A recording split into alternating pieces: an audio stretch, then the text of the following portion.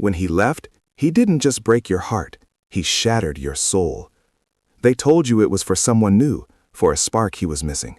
And in the silence that followed, you replayed everything, wondering what you did wrong, feeling the weight of the years you poured into him, tossed aside like they meant nothing. The sting of being replaced is a special kind of pain. It's a wound that cuts straight to your sense of worth, as a woman, as a partner. But here's the thing they don't tell you. Some bonds can't be broken. They can only be stretched until life itself snaps them back into place. Your story with him wasn't just written off because someone new was in his bed. What you had wasn't just two bodies side by side. It was a shared history, a life built together. And that's a truth that time never lets you forget. It happened late one night, in the quiet darkness where all insecurities fester. She finally did it. She reached for his phone while he slept. She wasn't looking for a new betrayal, but for an old ghost. And she found it. She didn't find texts from another woman. She found you, in old photos he never deleted, in songs from a playlist named with a private joke only you two would understand, in search histories with your name typed over and over again. The truth didn't just hurt her, it broke her. She hadn't won him. She was just a placeholder in a life he couldn't let go of. From that moment on, the cracks in their foundation became chasms. You started hearing things through the grapevine, how she looked haunted, her smile a fragile mask, how he seemed to shrink, his laughter hollow and his eyes always distant, searching for something or someone not there. The vibrant man who left you for a new adventure had become a shadow, weighed down by a choice that cost him his soul. He was a man living in the past, and she was the warden of a prison he desperately wanted to escape. And then, just as you knew it would, the call came, his name on your screen. He spoke of mistakes, of regret, of missing the home he had in you. But you heard what he wasn't saying. He wasn't calling for love. He was calling for a lifeline. He was drowning in the ruins of his own making and thought you were still the shore. But you looked around at the peace you had so carefully built, at the life that was finally your own, and you gave him the only answer that mattered. A calm, quiet no. Not for revenge, but for your own salvation. You closed the door, not because you hated him, but because you loved yourself more. Look, let's talk about what happened. Let's talk about the decision he made, not as a simple mistake, but as a profound miscalculation of value. He thought he was making a trade. He looked at the life you built, the history, the comfort, the deep, quiet understanding, and he traded it for a spark, for the thrill of something new. He didn't understand that he wasn't just leaving you, he was abandoning his own foundation. He thought the excitement he found with her would build a new home, but a house built on the rubble of another can never be stable. The thrill of the forbidden became the anxiety of the everyday. She, the new woman, never truly won him. She won a ghost. A man whose body was beside her, but whose soul was wandering through the corridors of his memory, constantly bumping into you. You heard the stories. You saw the decay from a distance. He grew thinner. His laughter didn't reach his eyes, and his shoulders carried the invisible weight of his choice. He was a man haunted by the warmth he willingly left out in the cold. The adventure he sought turned into a performance, and he was exhausted. He wasn't living a new life. He was serving a sentence in a prison of his own making, and she was the warden, constantly reminded that she was guarding a heart that had already been given away. He didn't lose his love for you. He lost himself when he walked away, and that is a price no new beginning can ever repay. You reap what you sow. It's not about divine punishment. It's just cause and effect. A relationship built on the rubble of another is poisoned from the start. Its foundation isn't love, it's distrust. And you can see it in her, the other woman. Her anxiety has become a constant shadow. It's there in the dark circles under her eyes that no amount of concealer can hide, a souvenir from sleepless nights spent wondering if he'll do to her what he did to you. It's in the slight tremble of her hands when his phone buzzes on the nightstand. The thrill of the forbidden is gone, replaced by a sharp, guarded look that scans every room she enters. People who see them together notice it. They see how her smile never quite reaches her eyes, how her body is tense, forever on high alert. And him? He's physically there, but his soul is somewhere else entirely. His gaze drifts off into the distance during dinner. A flicker of melancholy crosses his face when an old song plays on the radio, or a scent in the air reminds him of the home you once shared. He's thinner now, his shoulders slumped as if carrying an invisible, crushing weight. The grand adventure he was chasing has turned into an exhausting daily performance. He may have her body next to him, but he lost himself in the process. She She might be his present, but you own his past, his entire emotional blueprint. And a life without roots is a life that is bound to wither. You reap what you sow. It's not about some grand cosmic punishment. It's simple cause and effect. A relationship that begins in betrayal is poisoned from the very start. Its foundation isn't built on love or trust, but on the shifting sands of insecurity. And you could see it happening from a distance, couldn't you? You saw it in her, the other woman. The initial thrill of the forbidden conquest faded, replaced by the gnawing anxiety of a woman who knows she's living on borrowed time. It was there in the dark circles under her eyes that makeup couldn't quite hide, a permanent souvenir from sleepless nights spent wondering if he would do to her exactly what he did to you. You heard about the slight tremble in her hands when his phone would light up on the nightstand, the way her smile became a tight, guarded mask. The people who saw them together noticed it. They saw a woman on constant high alert, her body tense, forever scanning the room as if waiting for a threat. She wasn't his partner. She was a security guard in a prison of her own making. And him? He was a ghost haunting his own life. Physically present, but his soul was miles away, wandering through the corridors of his memory. You heard the stories, how his gaze would drift into the distance during dinner, lost in the thought she could never be a part of. How a flicker of deep melancholy would cross his face when a song you both loved played on the radio, or a scent in the air would transport him back to the home you once shared. He grew thinner, his shoulders slumped as if carrying an invisible, crushing weight. The grand adventure he claimed he was chasing had devolved into an exhausting, daily performance of happiness. He had her body beside him in bed, but he had lost himself entirely. She might have been his present, but you owned his past, the entire emotional blueprint of the man he used to be. And a life without roots, a life severed from its own history, is a life that is destined to wither and die. So, predictably, the house of cards came crashing down. Her suffocating insecurity and his profound emotional absence created a special kind of hell, a quiet, tense battlefield where no one could win. And eventually, he had to escape. That's when it happens. Alone in the wreckage of his own making, drowning in failure, he reaches for the only lifeline he can think of. He reaches for you. It starts with a text, then a phone call, an excuse to grab coffee and just catch up. He'll spin a story of regret. He'll tell you he made a terrible mistake, that she wasn't the person he thought she was, that he misses the home he had in you. But don't be fooled by the familiar sound of his voice. He isn't calling you because he loves you. He's calling because his new world is a disaster and he's desperately searching for a safe harbor. He's a man freezing in the cold, trying to get back to the warmth of a fire he chose to extinguish himself. And you, now standing in the quiet peace you so carefully rebuilt, you look at his name on your screen and see him not as the great love you lost, but as the man he truly is, a monument to a bad decision.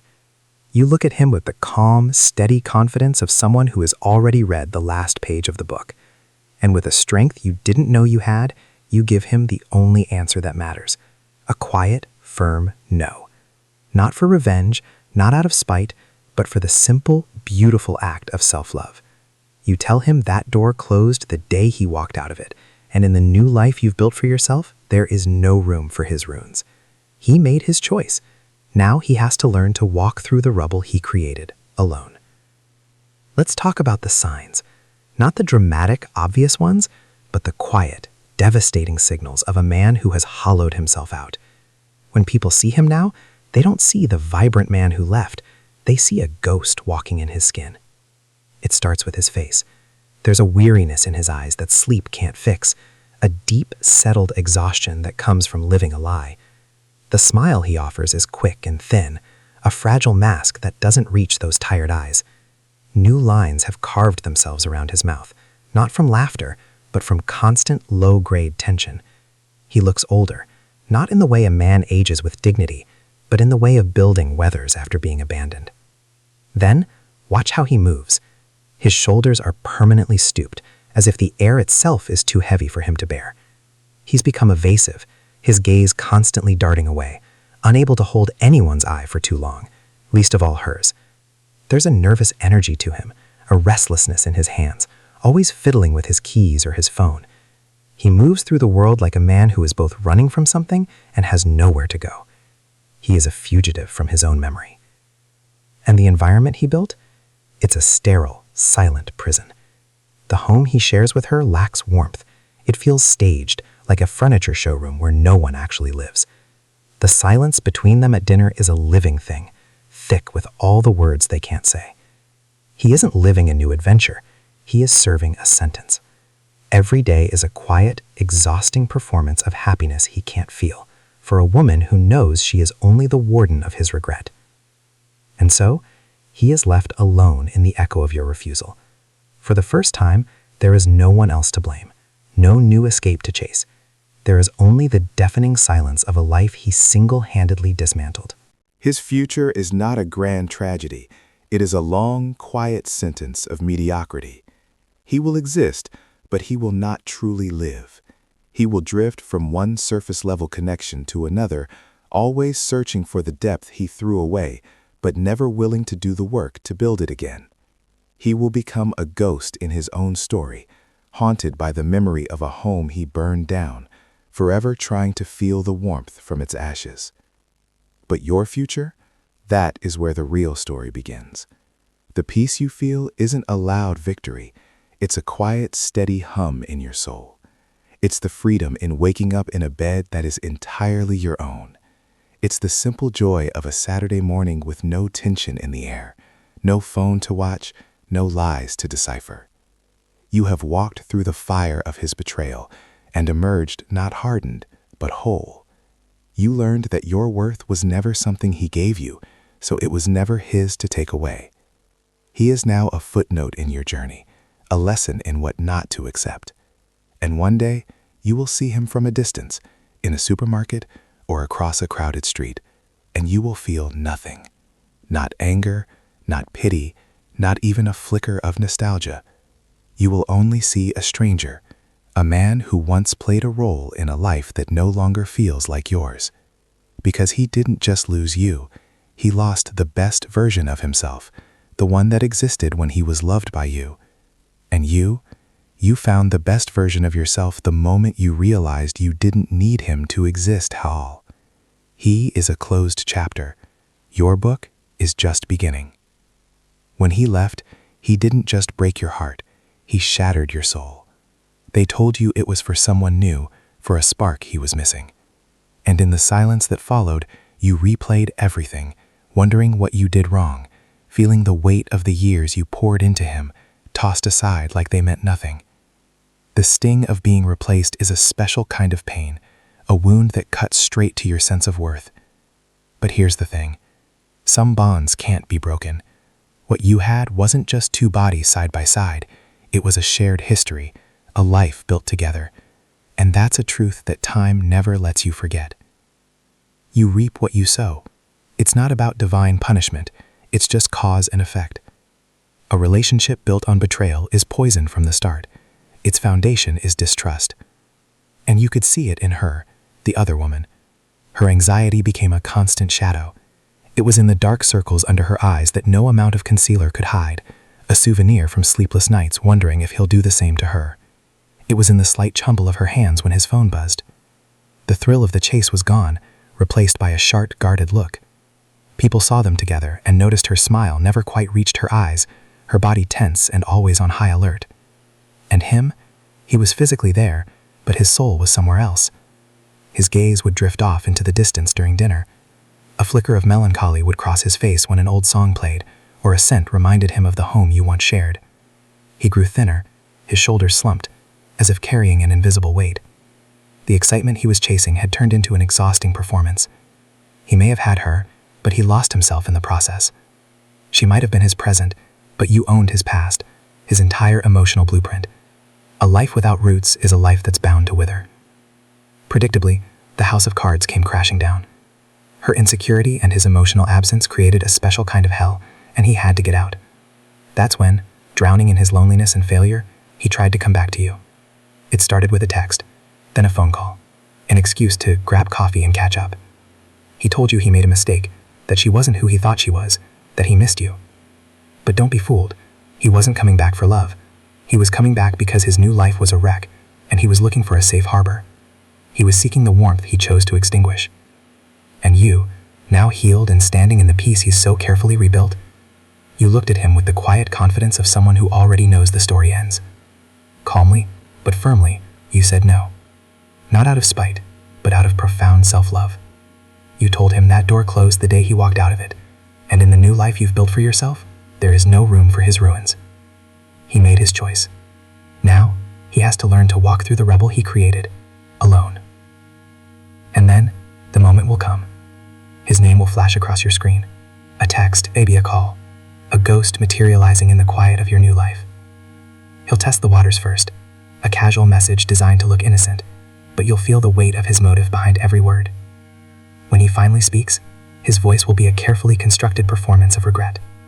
He'll talk about the mistake he made, the emptiness of his days, how he misses the home he had in you. But as you listen, something incredible will happen. You won't feel the old sting of pain or the triumphant surge of revenge. You will feel nothing, just a calm, clear-eyed distance. You will see him not as the great love you lost, but for what he is, a man drowning in the consequences of his own choices, reaching for a shore he willingly abandoned. You will look around at the peace you have built in his absence, at the silence that is no longer lonely but serene, and you will understand. The connection is finally severed. With a quiet strength you didn't know you possessed, you will cut the final thread, not with anger, but with the simple, unshakable truth that his chaos no longer has a place in your world. I am free.